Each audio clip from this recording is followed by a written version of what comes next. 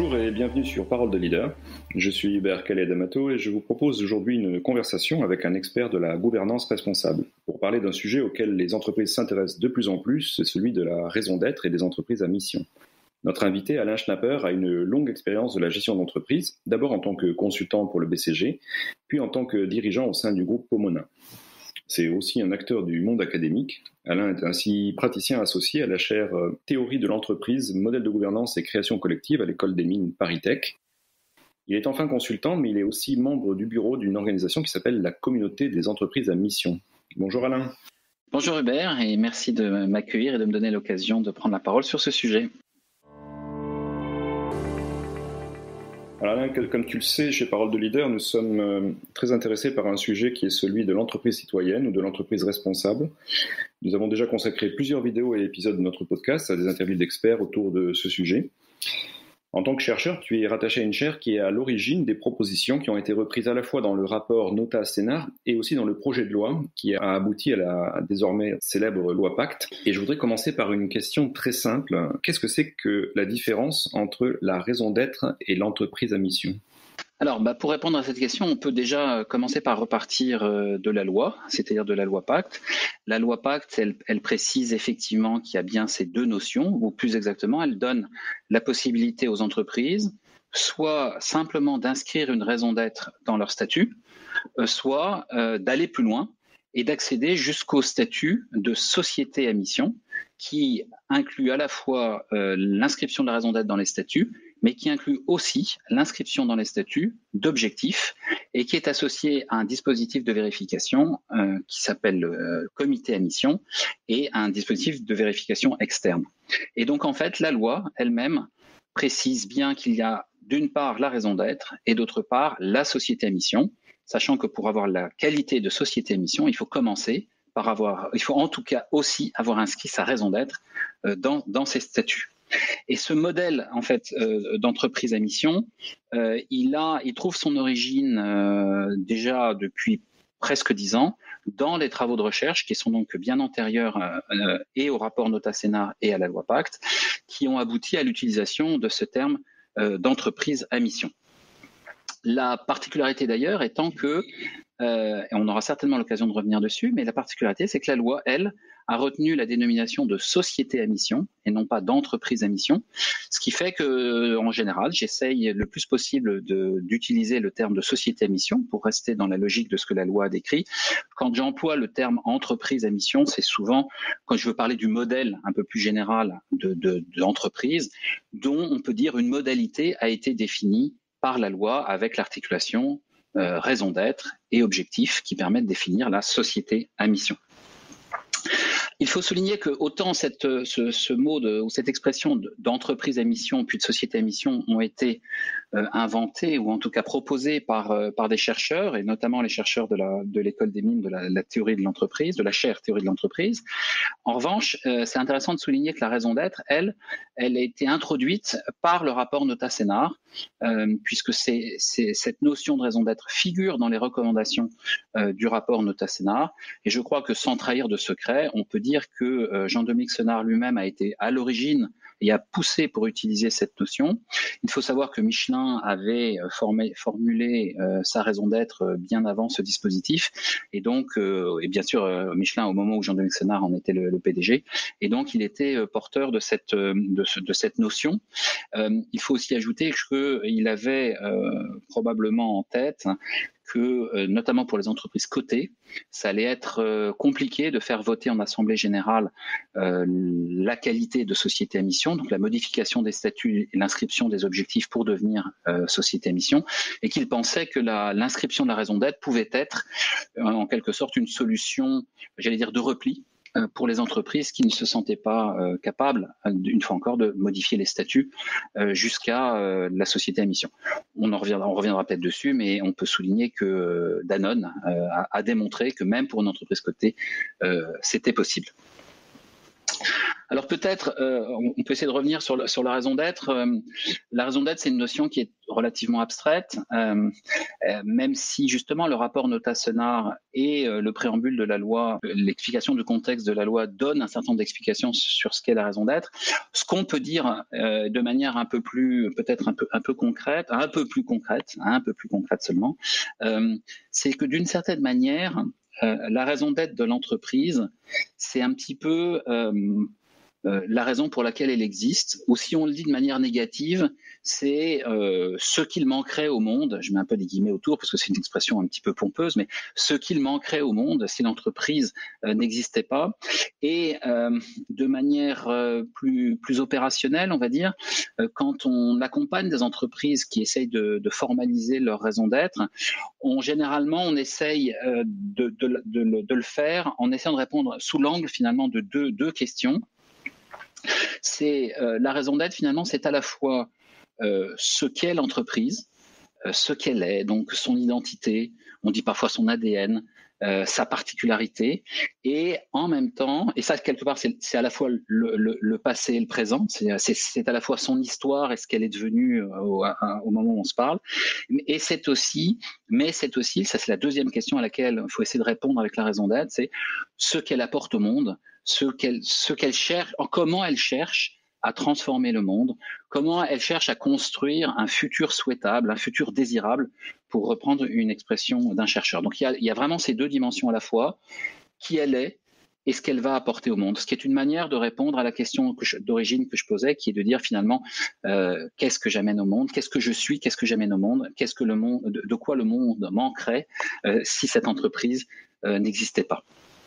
Donc on est totalement dans le sujet de l'entreprise citoyenne, puisqu'on parle finalement du même sujet qui est comment l'entreprise se conçoit en tant qu'un membre d'un tout et non pas comme un lieu clos où se fait le profit. Alors, je suis toujours un petit peu réticent à l'utilisation du mot citoyen ou citoyenne, parce que le citoyen, il se définit de manière assez restrictive par un acteur politique qui vote, etc. Mais en tout cas, oui, c'est tout à fait. Ce qui est sûr, c'est qu'effectivement, la raison d'être, c'est aussi une façon de se définir au sein, disons, d'un écosystème, en tout cas. Donc au centre d'un ensemble de parties prenantes qui soient aussi bien classiques, ses clients, ses fournisseurs, ses salariés, ses actionnaires, que son environnement au sens écologique du terme, c'est-à-dire au sens de la nature, mais aussi que son environnement au sens social et politique, ses communities, on dirait en anglais, donc son environnement social et politique. En tout cas, ce qui est sûr, c'est que l'entreprise se voit comme un outil, un instrument au service d'un intérêt collectif, l'intérêt collectif étant celui de son écosystème, celui des parties prenantes avec lesquelles elle souhaite travailler et elle souhaite bâtir un projet. C'est une mode aussi, la raison d'être, malheureusement, comme beaucoup de concepts qui sont apparus ces dernières années dans les domaines des sciences de gestion en particulier, on assiste à une floraison d'initiatives et beaucoup d'entreprises se dotent d'une raison d'être par des moyens assez variés. Qu'est-ce qui, à tes yeux, fait la différence entre entre guillemets une bonne et entre guillemets une mauvaise raison d'être? Qu'est-ce qui fait qu'une raison d'être est bien faite, dans le sens où, une fois qu'elle a été pensée, qu'elle a été créée, qu'elle délivre ce qu'elle devrait délivrer? Alors, premier élément de réponse, et je ne reviens pas dessus, c'est ce que je viens de dire à l'instant, c'est-à-dire est-ce que dans le fond, elle répond à la question qui est cette entreprise et qu'est-ce qu'elle veut apporter au monde? Ça, déjà, c'est la première chose. Un bon critère d'ailleurs, c'est de se demander si la formule ou la phrase ou les phrases que l'entreprise retient, est-ce qu'elles peuvent s'appliquer à d'autres secteurs que le sien? Est-ce qu'elles peuvent s'appliquer à d'autres entreprises du même secteur? Ça donne déjà un certain nombre d'éléments de réflexion pour évaluer la pertinence ou pas de la raison d'être. Alors ça, c'est une première approche pour essayer de répondre à cette question. Deuxième approche, elle est que une raison d'être toute seule, entre guillemets, n'a aucune valeur. Ou plutôt une raison d'être toute seule a peu de chances d'avoir un impact sur la réalité de l'entreprise. Et donc, très clairement, une raison d'être qui ne serait pas accompagnée d'engagement n'a probablement peu d'effets, n'a probablement peu d'impact et sûrement peu d'effets. Et donc, la première des choses qu'il faut certainement regarder quand on lit la raison d'être affichée par une entreprise, c'est dans quelle mesure elle s'accompagne d'engagements qui soient à la fois pérennes, et qui soit suffisamment fort pour qu'ils permettent de prendre des décisions qui peuvent se traduire par des renoncements. On peut parler d'engagement, on peut parler de renoncement, les deux vont ensemble. C'est-à-dire que si on écrit des engagements qui manifestement ne conduiront pas à changer quoi que ce soit dans la manière dont l'entreprise prenait des décisions jusque-là, il est évident qu'ils ne servent à rien. Et donc, pour répondre à ta question, une raison d'être significative, elle doit d'une part répondre aux deux questions que j'ai citées au début, qui je suis et à quoi je veux servir dans le monde et comment je veux transformer le monde, d'une part, et d'autre part, elle doit s'accompagner d'engagements qui soient suffisamment forts pour qu'ils puissent de manière claire se traduire par un certain nombre de renoncements. Et d'ailleurs, cet ensemble, raison d'être plus engagement, qui est finalement la façon de donner de la consistance à cette raison d'être, c'est exactement pour nous la définition de la mission. Une mission, c'est une raison d'être et des engagements. Et d'ailleurs, j'en profite pour souligner quelque chose qui peut paraître paradoxal. La loi précise ce qu'est une société à mission, ce qu'est la qualité de société à mission, avec le truc paradoxal qu'elle ne définit à aucun moment la notion de mission. La loi précise qu'il y a une raison d'être et ensuite précise que pour avoir la qualité de société mission, il faut à la fois une raison d'être, des engagements et un dispositif de vérification. Mais finalement, cette notion de mission, elle n'est pas explicitée du tout dans la loi. Les chercheurs, eux, qui n'avaient pas cette notion de raison d'être, avaient en gros plutôt identifié la mission comme précisément cette somme d'engagement. Aujourd'hui, je crois qu'on peut dire que la meilleure définition de la mission qu'on puisse se donner, c'est précisément cet ensemble, raison d'être, plus engagement. Et d'ailleurs, il faut souligner qu'une entreprise qui s'engage dans la raison d'être, dans la formulation de sa raison d'être et dans l'inscription statutaire, si elle veut le faire de manière sincère, authentique et avec un objectif de se transformer en profondeur, il est indispensable qu'elle associe cette raison d'être à des engagements. Et donc, qu'elle se bâtisse une mission. Et puis j'ajouterais qu'à partir du moment où elle a franchi cette étape, qu'elle s'est dotée d'une raison d'être, qu'elle s'est dotée d'engagement, la suite logique, c'est de se doter de moyens de finalement rendre compte de la façon dont l'entreprise respecte ses engagements et accomplit cette mission. Et ça amène assez naturellement à la notion donc de rendre compte et d'évaluation et quelque part au concept de comité à mission tel qu'il est proposé par la loi. Et donc tu vois que dès lors qu'on s'engage dans cette démarche et si on essaie de le faire avec sincérité, avec authenticité et avec une vraie ambition de transformation, si on commence avec une raison d'être, assez logiquement on est amené à parler engagement. Assez logiquement, une fois qu'on a parlé raison d'être et engagement, on est amené à parler dispositif de rendre compte, de vérification. Et on voit qu'assez vite, on arrive au concept même de société à mission. On sait que la loi Pacte a été le résultat d'un long travail parlementaire, mais à l'origine, qu'est-ce qui a poussé le législateur, au-delà donc de l'influence des chercheurs dont tu as parlé, quel est finalement le sens profond de tout ce cadre légal qu'on a mis en place ? Alors c'est une question très pertinente. J'ai souvent entendu des dirigeants d'entreprises qui faisaient des choses formidables dans leur entreprise dire on n'avait pas besoin d'une loi, pourquoi inscrire tout ça dans les statuts, je le fais déjà, etc. Alors on va essayer de répondre à cette question et de revenir sur le cheminement qui a conduit les chercheurs à passer par la loi ou en tout cas recommander de passer par la loi.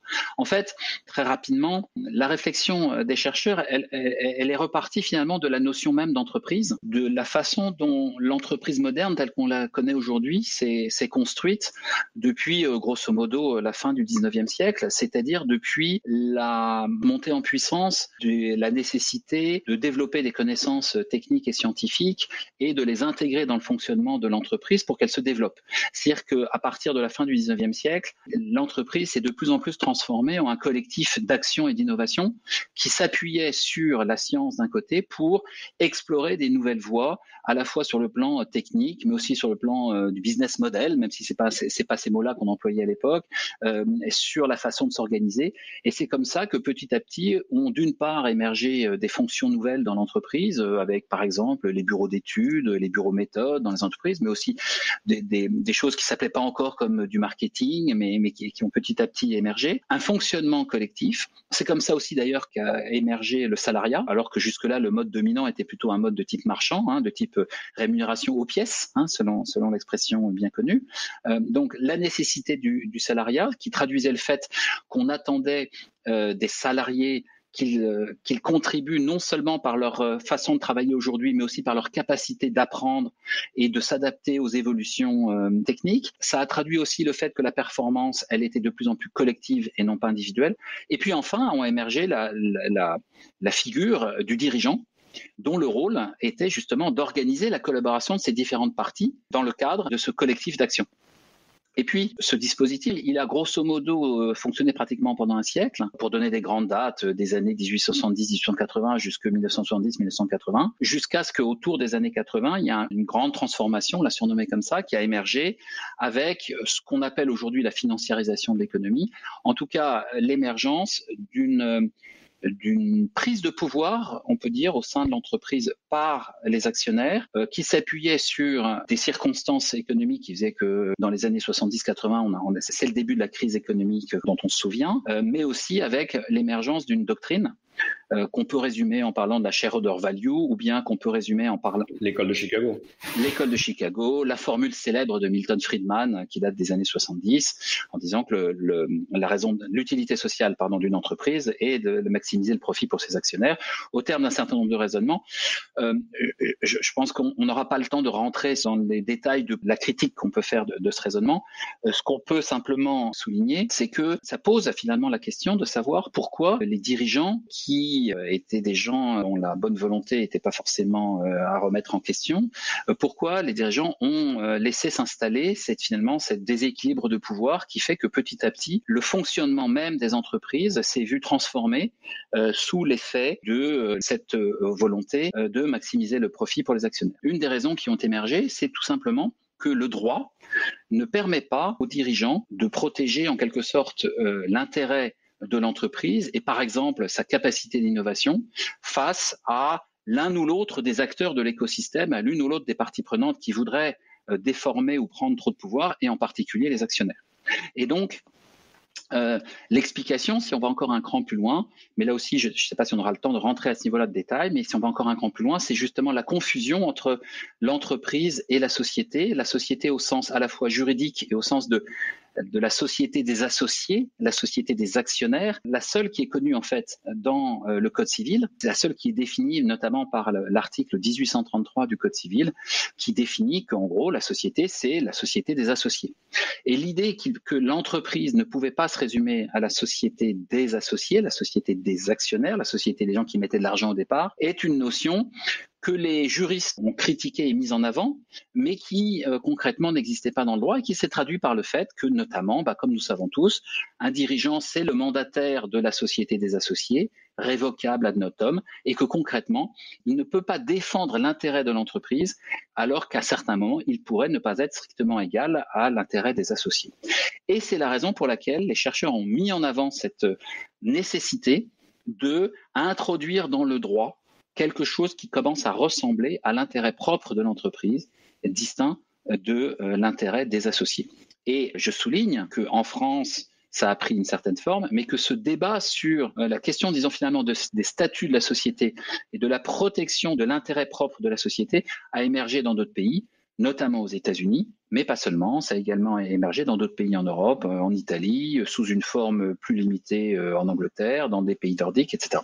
Donc, retenons simplement qu'il y a cette idée qu'il faut défendre la capacité d'innovation et d'action collective de l'entreprise qui ne se résume pas à l'intérêt social, une fois encore, de la société. Voilà d'où ça vient.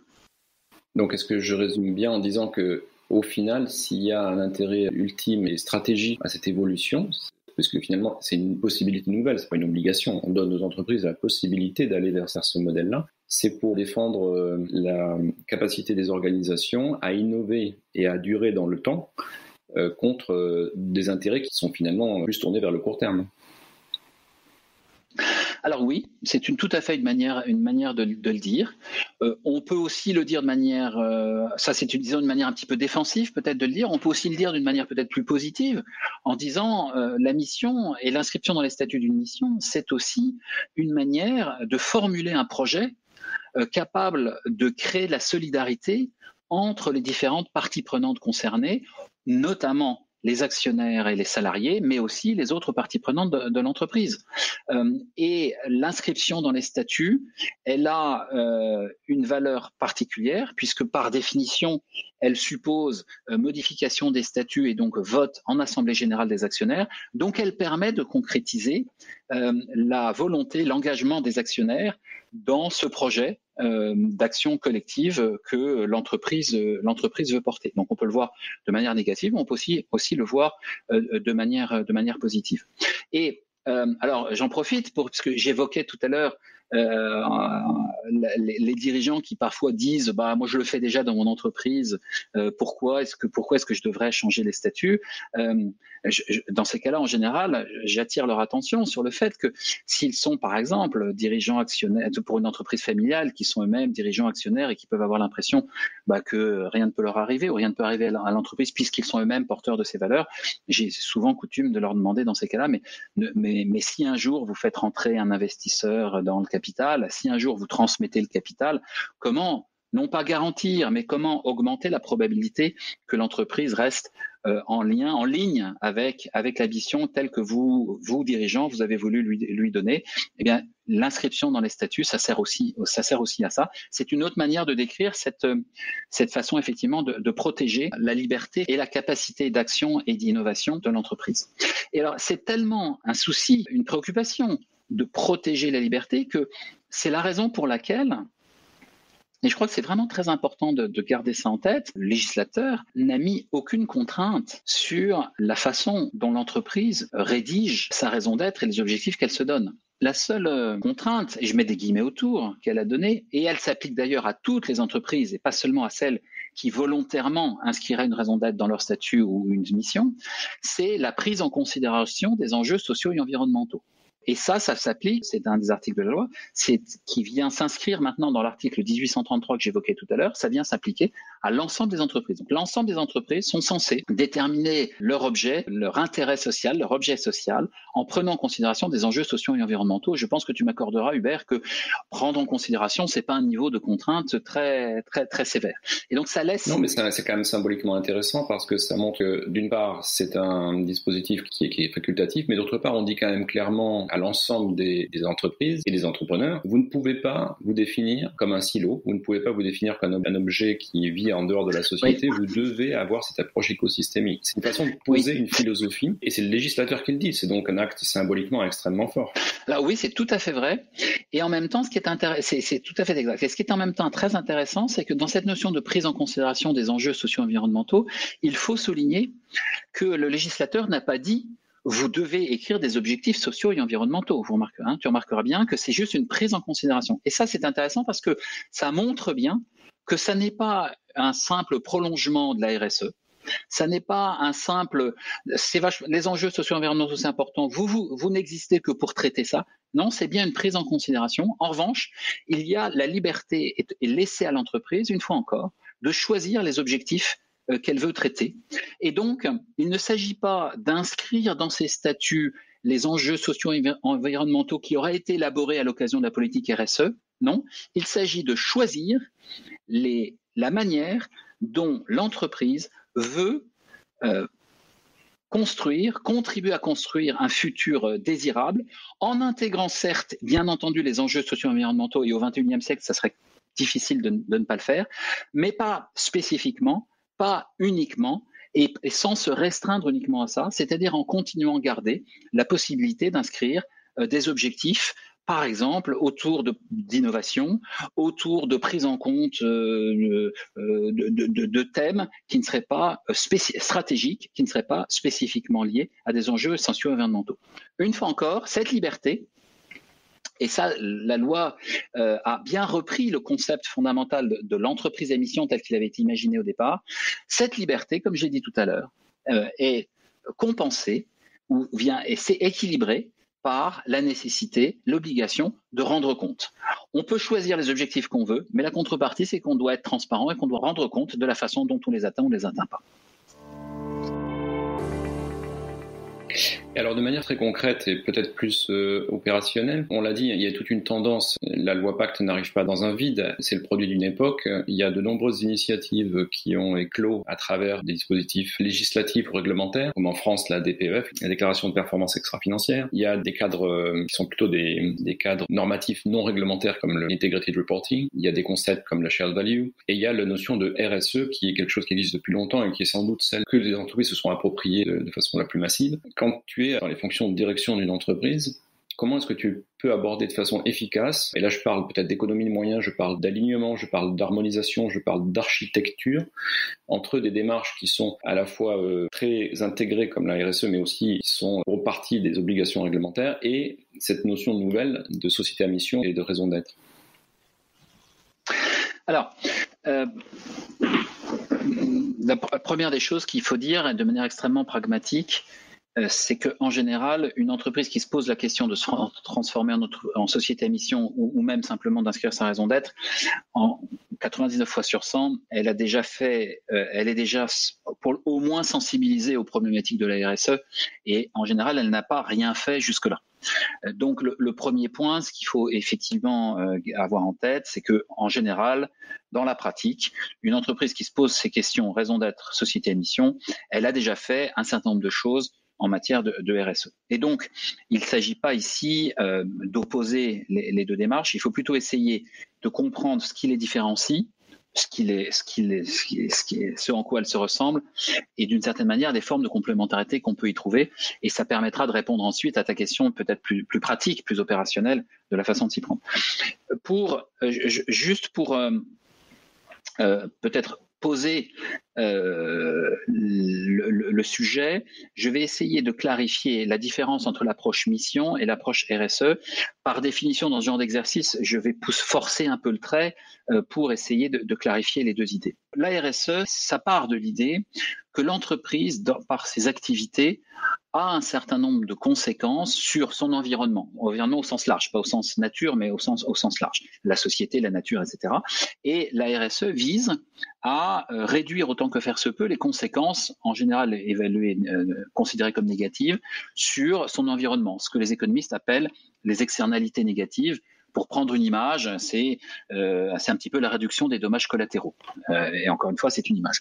Là où la mission part fondamentalement de l'idée que l'entreprise a une capacité de transformer le monde et qu'il s'agit de mettre cette capacité de transformer le monde au service d'un certain nombre d'enjeux que l'entreprise se choisit.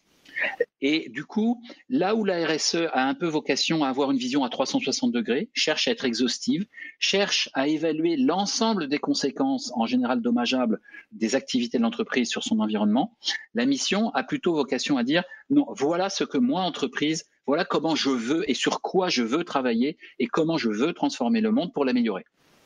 Et donc, il y a d'un côté une vision exhaustive, un peu à 360 degrés, cherchant à réduire les dommages. Il y a de l'autre une vision, entre guillemets, je mets des guillemets autour, mais un peu plus stratégique, au sens où on a choisi un certain nombre de domaines dans lesquels on veut mettre en œuvre la capacité de transformation de l'entreprise. Alors une fois qu'on a dit ça, ça permet d'expliquer un petit peu la différence entre les deux approches. À l'inverse, la complémentarité, elle est évidente. C'est-à-dire que si je suis une entreprise à mission, que j'ai choisi sur la façon dont je veux agir pour améliorer le monde demain en travaillant sur tel ou tel enjeu avec telle ou telle partie prenante, j'ai tout intérêt à me poser la question de m'assurer que tout en faisant ça, mes activités ne vont pas avoir des conséquences dommageables dans d'autres secteurs qui ne sont pas au cœur de ma mission, mais sur lesquels je pourrais avoir un impact. Et donc, les outils de la RSE, y compris des outils d'évaluation d'impact, par exemple, qui sont des sujets aussi dont on parle beaucoup, mais la DPEF peut en être un, le rapport intégré aussi, sont des outils qui permettent de s'assurer que, tout en cherchant à transformer le monde de la façon dont la mission me permet de le faire, moi, entreprise, je m'assure que, une fois encore, l'impact que je peux avoir sur mon environnement est maîtrisé, contrôlé, et qu'en particulier, je ne lui fais pas subir des dommages collatéraux, pour reprendre cette expression. Donc on a bien d'un côté une démarche qui est la démarche de la mission, qui vise à définir la façon dont l'entreprise va contribuer à transformer le monde selon les choix qu'elle a faits. Et il y a bien de l'autre côté l'approche type RSE, y compris avec ses outils d'évaluation, qui permet de s'assurer que l'entreprise, tout en mettant en œuvre sa mission, ses engagements et ses objectifs, ne génère pas autour d'elle, des dommages collatéraux sur d'autres secteurs ou dans d'autres pans qui ne relèvent pas de la mission. La mission, une fois encore, n'est pas exhaustive, n'a pas vocation à traiter tous les enjeux de la RSE. Elle est sélective et elle est l'objet de choix par l'entreprise des enjeux sur lesquels elle veut travailler. Point supplémentaire, dans le processus d'évaluation de l'entreprise à mission, puisque dans une société à mission, il y a des engagements, il y a une raison d'être, des objectifs, et il y a aussi un dispositif d'évaluation. Il est évident que des outils qui ont été développés pour mesurer l'efficacité de l'entreprise extra-financière, y compris la DPEF, peuvent parfaitement être utilisés pour alimenter les travaux d'évaluation de l'entreprise sur tel ou tel des objectifs qu'elle s'est inscrit dans ses statuts. Donc il y a une vraie complémentarité des outils. Et alors toujours pour parler d'un point de vue concret et opérationnel, puisque dans une entreprise, tu as évidemment les dirigeants qui portent la vision, tu as les gens qui sont en charge des ressources humaines, des finances, du juridique, de la RSE, tu as la communication et ainsi de suite. Donc beaucoup d'acteurs qui travaillent ensemble sur tous ces sujets. Tu as parlé tout à l'heure du fait que la société à mission, c'était une raison d'être, des engagements et un dispositif de mesure. Est-ce que là, effectivement, on peut aussi mutualiser et aligner les outils entre le côté RSE et le côté mesure de la mission pour aller vers de l'efficacité? Puisque je pense que dans les entreprises, il y a quand même ce sujet qui est de plus en plus de normes, de plus en plus d'obligations, de plus en plus d'engagements, mais des moyens qui ne sont pas forcément extensibles. Alors, mutualiser, certainement, fusionner, sans doute pas. Pourquoi ? D'abord parce que d'abord pourquoi fusionner ? Dans la société à mission, il y a la nécessité d'évaluer la façon dont l'entreprise respecte ses engagements, atteint ses objectifs. Donc, des outils de mesure qui auraient été développés dans le cadre de la RSE peuvent parfaitement être, entre guillemets, recyclés, en tout cas réutilisés, pour mesurer si la façon dont l'entreprise respecte tel ou tel de ses objectifs. En revanche, la nature des objectifs que se donne l'entreprise ne se réduit pas à ceux qui figurent dans une DPEF ou dans un rapport à la RSE ou d'une manière générale dans la politique RSE. Par exemple, de manière très concrète, il peut y avoir des entreprises qui vont se donner des engagements très forts en matière d'innovation. Bien, la façon d'évaluer si l'entreprise a respecté ou pas cet engagement, on ne le trouvera pas forcément dans les outils classiques et habituels de mesure d'efficacité d'une politique RSE.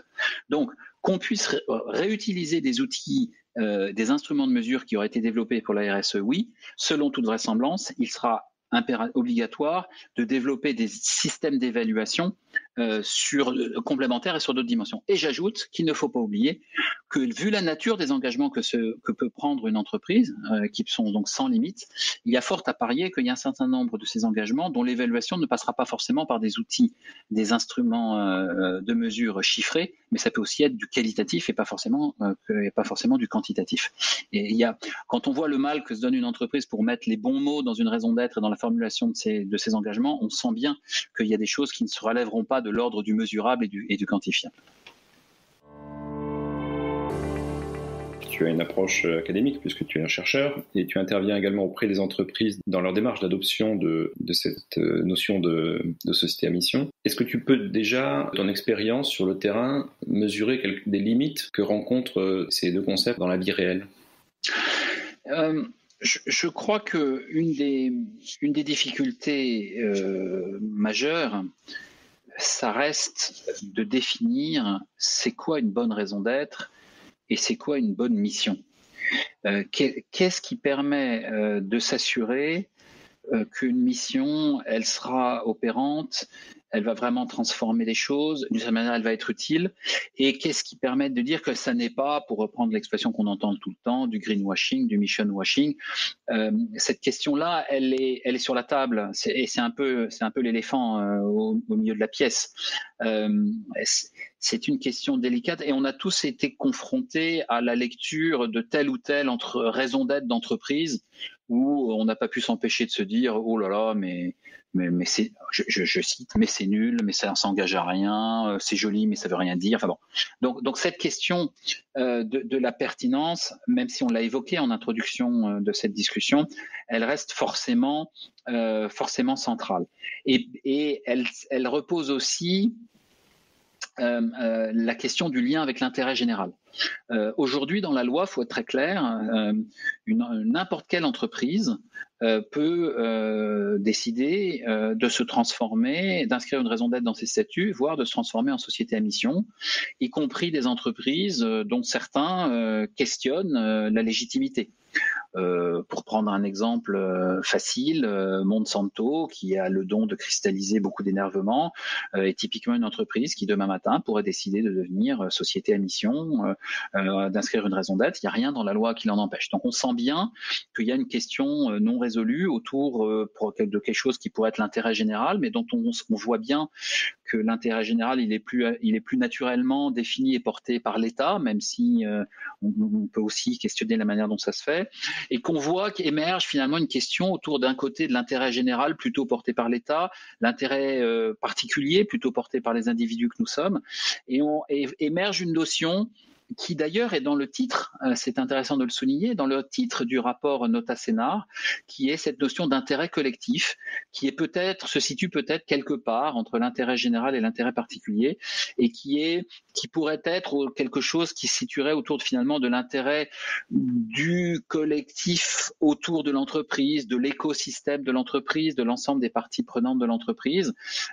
dont la définition n'est pas toujours forcément évidente, mais qui pourrait être une piste pour un peu résoudre cette question délicate du lien entre le contenu de la mission et quelque chose qui pourrait peut-être s'apparenter à l'intérêt général, même si une fois encore, c'est d'autant plus difficile que, et à la limite, je rebondis sur Monsanto, ou si on prend l'exemple de l'industrie de la chimie, qui a aujourd'hui plutôt mauvaise presse pour tout un tas de bonnes raisons, il faut quand même avoir en tête que typiquement cette même industrie de la chimie, si on se remet 100 ans en arrière, est une industrie qui a une contribution au bien-être humain qui est incontestable et qui a été vu comme un progrès incroyable. Toute la pharmacie est une branche de la chimie, il ne faut pas oublier.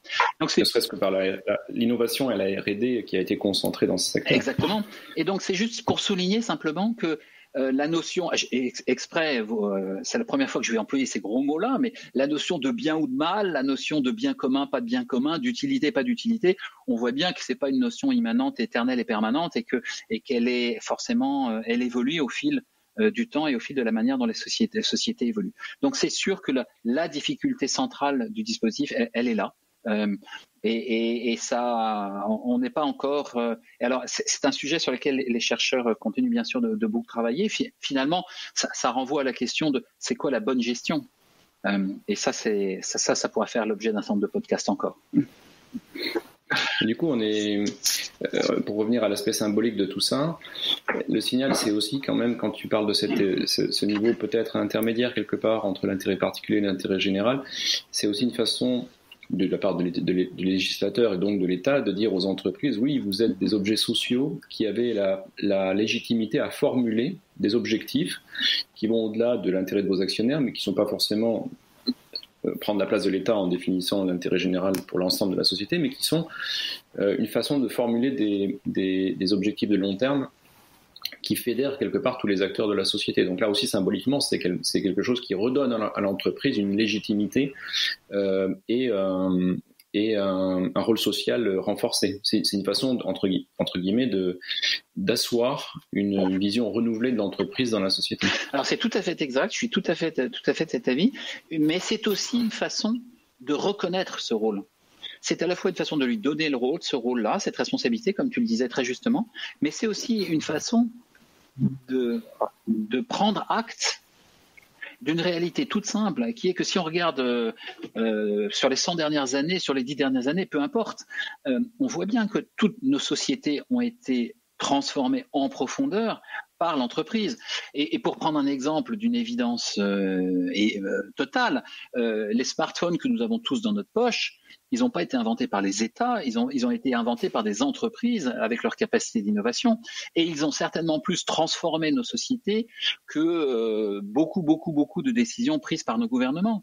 Et donc, oui, tu as raison, cette loi est une façon pour l'État de donner ou de formaliser une responsabilité des entreprises. C'est aussi une façon d'acter qu'avec le pouvoir de transformation de ces entreprises viennent aussi les responsabilités. Et donc aussi la responsabilité de transformer le monde pour un avenir plus désirable. Eh bien, merci Alain pour toutes ces réflexions qui nous permettent de situer un peu plus clairement, j'espère, en tout cas beaucoup plus précisément, des notions, des concepts, des outils juridiques qui sont employés de manière de plus en plus courante aujourd'hui, mais qui sont souvent encore, je pense, l'objet d'une mauvaise compréhension. Nous étions avec Alain Schnapper. Merci Alain. Merci à toi. Nous continuerons bien sûr à explorer ce sujet qui est très riche de la raison d'être et des entreprises à mission. Et je vous dis à très bientôt sur Parole de Leader.